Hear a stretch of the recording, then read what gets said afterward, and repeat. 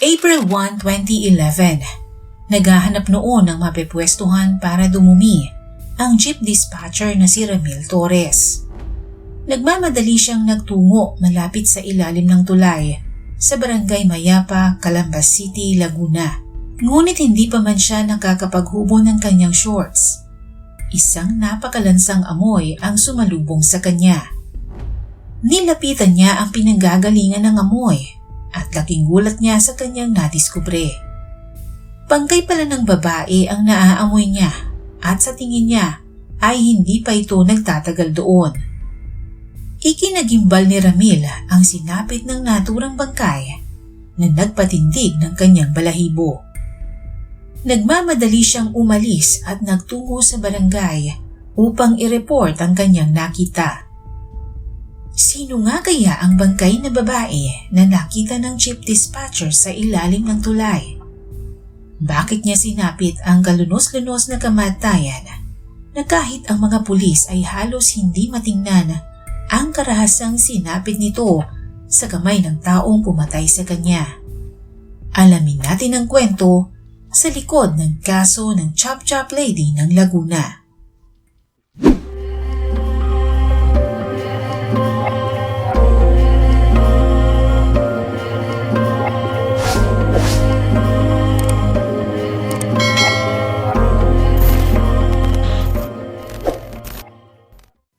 Mahigit 24 na oras nang hindi umuuwi ng kanilang tahanan si Camille April Manaclay, isang GRO sa isang club sa Calamba, Laguna. Kaya't nag-aalala na ang kanyang pamilya. Hindi kasi nito naging ugali na hindi magpaalam sa kanila kung ito ay malilate ng uwi at lagi rin siyang nag-update sa kanyang kinaroroonan. Kaya naman pagkalipas ng 24 oras at hindi pa rin nakakauwi si Camille, minabuti na nilang i-report ito sa Pulis Calamba.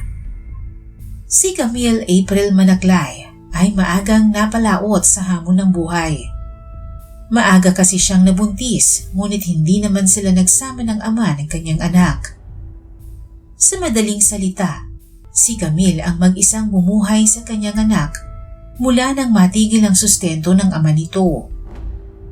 Dahil hindi siya nakapagtapos ng pag-aaral, hindi naging madali ang paghahanap niya ng matinong trabaho. Kaya naman ang irekomenda siya ng kaibigan ng kanyang kapatid sa club na pinagtatrabahuhan nito. Hindi na siya nagdalawang isip na ito'y sunggaban dahil kailangan niya ng pantustos sa pangangailangan ng kanyang anak. Pinaghusay ni Camille ang kanyang trabaho at sa bawat gabi, imposibleng mabakante si Camille sa customer dahil sa taglay niyang karisma na gustong-gusto ng mga lalaki. Masinop si Camille sa pera, kaya sa maikling panahon ng kanyang pagtatrabaho, nakaipon siya ng pera na ginagamit niya hindi lamang sa pantusto sa kanyang anak, ngunit kalaunan ay siya na rin ang nagpo-provide para sa kanyang mga magulang at mga kapatid, bagay na kailanman ay hindi inireklamo ni Camille. Ayon sa kapatid nitong si May Manaclay, wala siyang masabi sa kabutihan ni Camille sa kanilang pamilya, kaya naman labi silang nag-aalala kapag ito'y umaalis at nagtatrabaho. Hindi kasi lingid sa pamilya ni Camille ang uri ng kanyang hanap buhay. Alam nilang bilang isang babae, delikado ang kanyang trabaho, lalo't iba't ibang lalaki ang sinasamahan nito gabi-gabi. Pero dahil sa hirap ng buhay, pikit mata na rin nilang tinanggap ang trabaho ni Camille. Ang kanilang pangamba para kay Camille ay naganap na nga noong April 1, 2011. Nagtaka ang kanilang ina kung bakit alas 7 na ng umaga ay hindi pa rin ito nakakauwi. Kaya naman sinabihan niya ang kanyang mga anak na tawagan si Camille. Pero ng mga oras na iyon, hindi na nila makontak ang cellphone nito na mas lalong nagpakaba sa kanyang pamilya. Pagkalipas ng mahigit 24 oras ng paghihintay kay Camille, napagdesisyonan ng pamilya Manaclay na ipagbigay alam na ito sa Calamba Police. Sa mga oras na iyon ay nakatanggap naman ng tawag ang mga pulis tungkol sa isang bangkay ng babae na natagpuan sa ilalim ng tulay sa Barangay Mayapa. Hindi agad nakalapit ang mga pulis sa naturang bangkay sapagkat hindi sila makapaniwala sa kalunos-lunos na sinapit nito.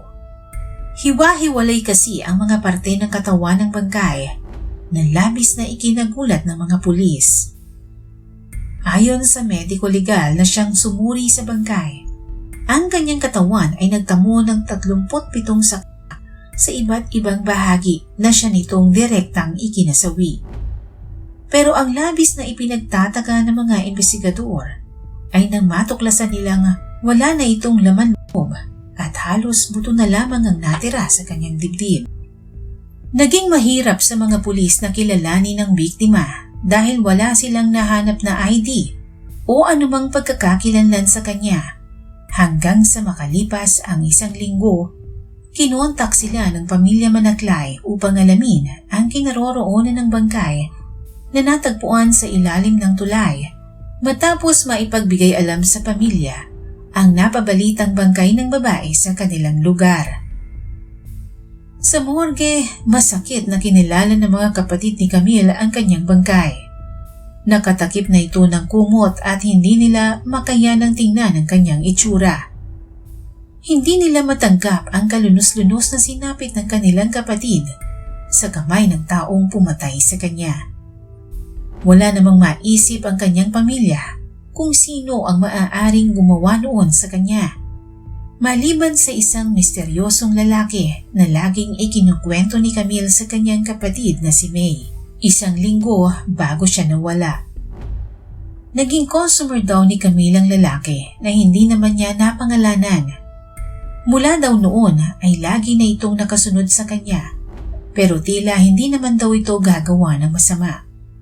Ganun pa man ay hindi pa rin ito sapat para kasuhan ng lalaki dahil sa kawalan ng witness o kahit na anong ebidensya laban sa kanya. Samantala, isang witness ang lumutang at nagbigay ng pahayag sa mga pulis. Ayon sa lalaking nagpakilalang Bernie, gabi ng March 31, 2011, nakita niya si Camille kasama ang isang dayuhang lalaki na sa tingin niya ay isang Koreano. Ang naturang lalaki daw ay tila lango sa ipinagbabawal na gamot. Siya din daw ang pumara ng taxi para sa dalawa. Inilarawan ni Bernie sa mga pulis ang itsura ng lalaki na hindi raw niya makakalimutan dahil bago daw ito sumakay ng taxi ay pinagmumura pa siya nito. Bagamat nabigyan ng mukha ang lalaking maaaring salarin, hindi naman ito napangalanan, kaya't naging mahirap para sa mga investigador na hanapin ito. Sa palagay rin ng mga pulis ay maaaring isa sa mga customer ni Camille ang gumawa noon sa kanya at dahil sa uri ng kanyang trabaho, mahihirapan silang matukoy kung sino-sino ang mga lalaking nakasama ng biktima. Maaari din daw na miyembro ng isang sindikato ang gumawa noon kay Camille dahil sa paraan ng pagkakapaslang sa kanya. Dahil walang witness na direktang makakapagturo sa gumawa ng krimen, naging mailap ang hustisya para sa pamilya ni Camille. Lumamig ang kaso sa kabila ng pagsusumikap ng kanyang pamilya sa pag-follow up nito. Makalipas ang 2 taon, tila nagkaroon ng linaw ang kaso ni Camille nang madakip ng mga pulis Maynila ang isang Korean national noong Pebrero taong 2013. Ang naturang Koreano ay kinilalang si Kim Bong-hyuk na dinakip dahil sa kaso naman ng pambubugbog sa isang Pinay. Sa kabutihang palad ay nakilala siya ni Bernie nang mapanood niya ang balitang ito sa TV. Matatandaan na siya ang witness na nakakita kay Camille na kasama ang isang Koreano na sumakay ng taxi gabi ng March 31, 2011. Hawak noon ng CIDG Calamba ang kaso ngunit walang na-file na kahit anong reklamo dahil hindi napangalanan ng suspect. Kaya ipinag-utos ng noon ay mayor ng Maynila na si Alfredo Lim na kasuhan ng murder ang suspect. Ayon sa biktima ng Koreano na si Ashley, hindi niya tunay na pangalan. Habang nag-iinuman daw sila ng suspect sa loob ng condo unit nito, sinabi raw ng suspect na nakapatay na siya ng tao at maraming nga raw galit sa kanya. Hindi na raw magaganda ang kwento ng Koreano kaya naging alerto na siya ng mga oras na iyon.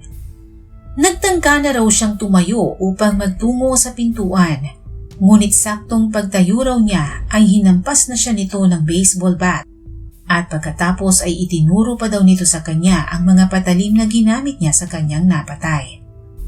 Sa kabutihang palad ay natakasan ni Ashley ang lalaki at agad niya itong naisumbong sa mga pulis. 7 biktima pa ang lumantad kasunod ng pagkakadakip sa Koreano. Lubos na ikinagalak ng pamilya Manaklay ang pagkakadakip sa taong pumatay sa pinakamamahal nilang kapamilya.